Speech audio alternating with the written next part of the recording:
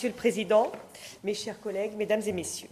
Lors de la session du 13 mai dernier, il a été acté la résiliation de manière anticipée de la délégation transport après son transfert de la région au département.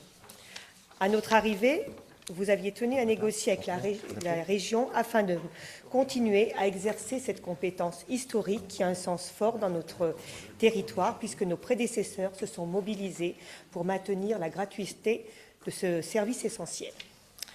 Au 31 décembre 2019, c'est tout un savoir-faire que nos agents détiennent qui va glisser du département à la région.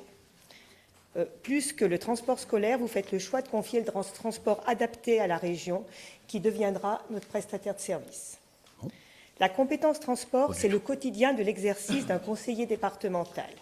En effet, nous sommes sollicités de manière régulière sur la sécurité des arrêts, sur la discipline au sein des cars, sur la création de nouveaux arrêts, sur les dérogations ou la modification de trajet d'un parcours. Les conseillers départementaux sont les garants du bon fonctionnement de ce service public et de l'équité entre les familles, les communes et les territoires. La proximité que nous avons avec nos habitants, mais aussi celle que nous avons avec nos agents des services des transports scolaires, a permis, pendant de nombreuses années, une gestion humaine des transports scolaires dans l'Ain. Depuis la rentrée sur notre canton, ce sont près de 5 situations singulières que nous avons dû gérer en tant qu'élus. Une intervention politique est nécessaire lorsque la situation ne relève pas du cas général. Des appels, des mails, des déplacements sur le terrain sont faits par nos soins pour comprendre la particularité de chacune des situations de manière à pouvoir les traiter. Quelles garanties aurons-nous demain lorsque nos agents passeront sous pavillon régional? Nous sera-t-il encore possible d'intervenir avec la même efficience qu'actuellement pour solutionner les cas particuliers qui apparaissent chaque année? Les amis socialistes ont voté à l'époque, que le gouvernement Hollande a voté, c'est quand même pas nous. Donc aujourd'hui, qu'est-ce que nous devons faire? Nous avons l'obligation de rendre cette compétence d'ici à 2022. Moi, j'ai voulu anticiper les choses. Pourquoi? Justement, pour garantir certaines choses pendant qu'il est encore temps et garder un temps de négociation suffisant et nécessaire pour les obtenir. Je ne me voyais pas aller jusqu'en 2022 et donner les clés des cars, ou du camion, comme on veut, sans contrepartie. C'est pour ça que j'ai anticipé de 2 ans, en maintenant plusieurs choses. 1, la gratuité du transport scolaire jusqu'à la fin du mandat, comme nous nous y étions engagés.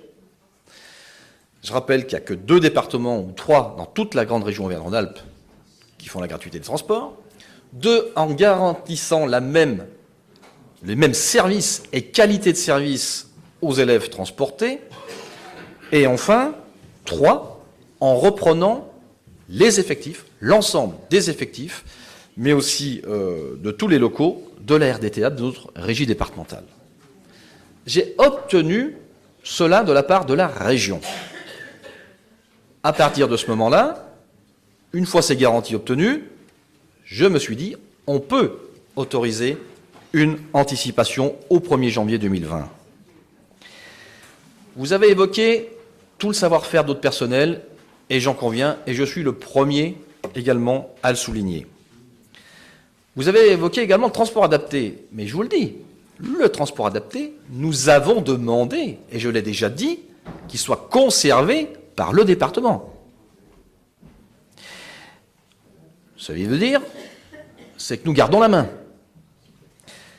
Et je vous rassure, grâce à ces négociations qui vont dans le bon sens, vous pourrez toujours intervenir auprès de vos habitants lorsque ceux-ci vous solliciteront. Pourquoi?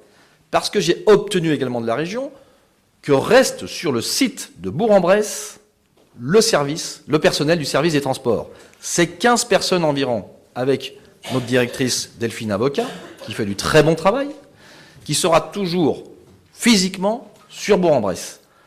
Donc je pense qu'en ayant obtenu tout cela, nous garantissons les meilleures sécurités pour tout le monde et le meilleur service rendu à notre population. Donc, le jour où vous aurez encore une fois des habitants de votre canton qui viennent vous solliciter pour un problème de transport, ça sera le même numéro de téléphone, la même personne en face, et donc vous pourrez toujours agir. Mais si j'avais pas rendu cette compétence par anticipation, je ne suis pas certain que nous aurions obtenu toutes ces garanties. Voilà donc, Madame Louis, la réponse à votre question. Mais encore une fois, la loi NOTRe, nous la subissons tous les jours. Tous les jours. J'en parlais tout à l'heure, on en parle pour les transports maintenant, on en pense pour la compétence économique. C'est une véritable catastrophe. Et ce n'est pas nous, ni notre majorité, qui l'avons voulu, ni voté.